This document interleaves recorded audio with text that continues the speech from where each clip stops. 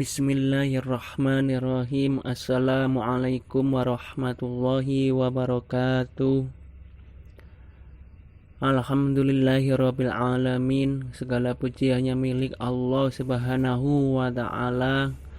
Shalawat serta salam semoga selalu tercurah kepada Rasulullah Muhammad sallallahu alaihi wasallam, kepada keluarganya, sahabat-sahabatnya, dan mudah-mudahan kita sebagai umatnya, sahabat dagang yang sama-sama dimuliakan oleh Allah Subhanahu wa taala. Dalam video kali ini kita akan membahas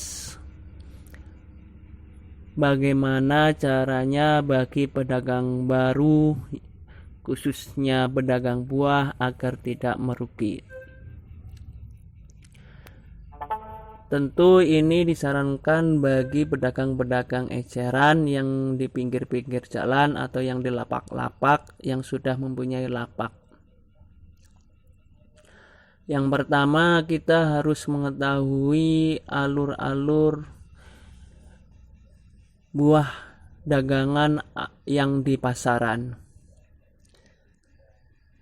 Buah biasanya ada di kampung-kampung, di petani-petani buah. Lalu petani-petani ini dijual di tengkulak-tengkulak. Tengkulak mengumpulkan buah-buah itu, setelah terkumpul lalu dikirim ke pasar-pasar induk. Di pasar induk diterima oleh bandar.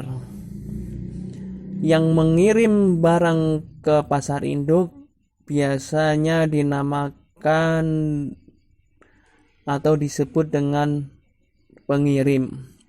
Yang menerima barang yang di pasar induk biasanya disebut dengan bandar. Bandar mengecer buah-buah tersebut. Tetapi biasanya di pasar-pasar itu ada lagi yang mengambil untuk dijual lagi, dan dia lapaknya juga ada di pasar induk itu. Bisa kita sebut dengan istilah centeng. Centeng ini biasanya mengambil barang-barang yang super-supernya aja, dia mensortir-sortir dan dia akan didagangkan, akan diecer di situ. Ya. Setelah kita mengetahui alur barang dagangan kita, tentu kita akan bagaimana caranya mengambil barang itu. Apakah mengambil di pengirim atau di bandar atau di centeng? Yang pertama, kalau kita ngambil di pengirim, tentu untuk pengecer-pengecer yang ada di lapak-lapak jalanan atau di pasar-pasar, untuk pedagang baru tentu terlalu besar, karena kita hanya mengecer saja. Karena biasanya pengirim-pengirim itu yang mengirim 1 ton, 2 ton, 3 ton, bahkan lebih dari 4 ton. Itu hanya untuk satu jenis barang saja. Tentu ini tidak disarankan oleh saya. Yang kedua, kita ngambil di bandar-bandar pasar induk. Untuk mengambil barang di pasar induk, kita jangan terlalu tergiur dengan harga murah. Maksudnya begini, ketika kita membeli di bandar, contohlah jeruk Medan, tawaran dari bandar 7.000, lalu kita nawar 5.000. Bandar mengatakan memang mengambil berapa ton, lalu kita bilang kita hanya mengambil 1 keranjang saja. Oh, kalau 1 keranjang 6.000 gitu. Tapi kalau 1 ton 5.000 gitu. Nah, kita jangan tergiur dengan harga murah itu, karena dengan harga murah itu otomatis kita ngambilnya harus banyak, ya. Tentu kita harus mensikapi itu, ya nggak apa-apa beda 1.000, tetapi kita bisa menjangkau apa yang kita dagangkan. Atau kita mengambil di centeng. Nah, biasanya di centeng ini barangnya super dan kita bisa ngecer 10 atau 20 kilo atau 30 kilo. Ini tergantung pada jenis-jenis barang yang dijual ya. Biasanya kalau jeruk itu satu peti bisa, kalau di centeng di bandar pun juga bisa gitu ya. Terus ketika kita sudah bisa mensikapi itu, kita mengambil barang itu ya sesuai dengan kebutuhan kita. Yang kedua itu jangan banyak kapasitas ya. Lebih baik banyak produk ya, atau banyak jenis ya. Jangan banyak volume, tapi perbanyaklah jenis. Jadi ntar pembeli itu akan banyak pilihan ya. Setelah kita membeli buah-buah yang di pasar induk, kita bawa pulang lalu kita pajang dengan yang rapi. Setelah rapi, kita siap jualan. Nah, ketika sudah 2 hari atau 3 hari, barang kita akan layu tuh, kurang seger. Nah, ini langkah yang ketiga adalah sortirlah barang-barang yang layu itu tapi masih bagus ya. Cuman layu doang. Setelah disortir, terus kita kan belanja lagi tuh. Nah, antara yang baru dan yang lama kita pisah.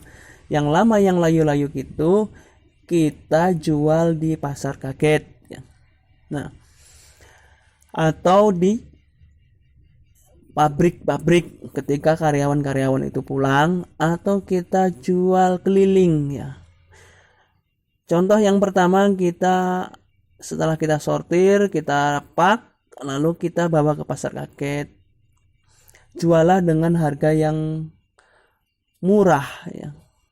Kalau bisa dijual modal, kalau bisa lagi ya dijual dengan untung sedikit lah. Yang penting yang barang itu bagaimana barang yang sudah layu itu habis, sehingga sirkulasi di lapak Anda itu akan baru terus ya.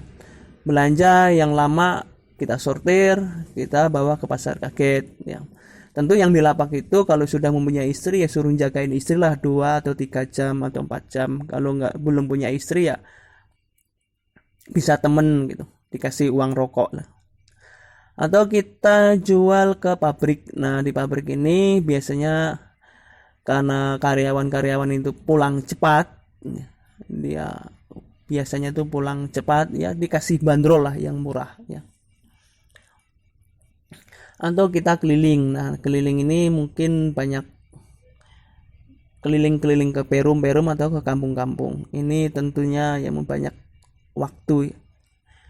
Lebih baik kalau menurut pendapat saya ya di pasar kaget atau di pabrik-pabrik, dijual dengan harga yang murah ya. Artinya ya di bawah standar kita jualan. Itulah trik bagaimana menjual buah bagi pedagang yang baru ya. Mudah-mudahan itu bisa membantu dan tidak membantu penjualan Anda, dan Anda tidak merugi. Karena biasanya penjual-penjual yang baru itu tidak langsung laris manis ya. Tentu aja ada juga yang langsung laris, tapi kebanyakan sih tidak langsung laris. Larisnya itu akan bertahap. Yang pertama, kita jangan mengambil barang di pengirim dulu ya, karena itu kapasitasnya terlalu banyak tapi jenisnya cuma sedikit gitu ya. Yang kedua itu perbanyaklah jenis, jangan perbanyak volume. Dan yang ketiga, disortir lalu dipisah, dibak-bak, lalu dijual di pasar kaget atau di pabrik atau dijual keliling dengan harga yang ya tidak mengambil untung lah gitu, ibarat kasarnya. Itu saja tips dari saya, mudah-mudahan membantu dan mudah-mudahan para pedagang-pedagang selalu sukses.